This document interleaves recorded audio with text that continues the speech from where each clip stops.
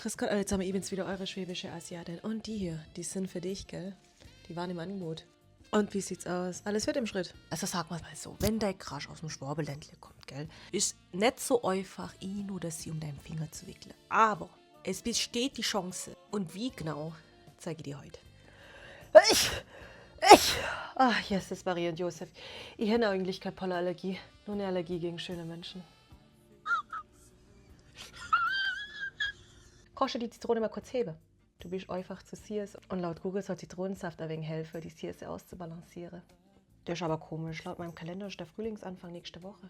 Kannst du mir vielleicht verraten, warum jetzt schon die Frühlingsgefühle bei mir hochkommen?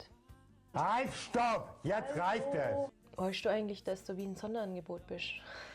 Ich kann es mir einfach nicht leisten, noch länger zu warten bei dir.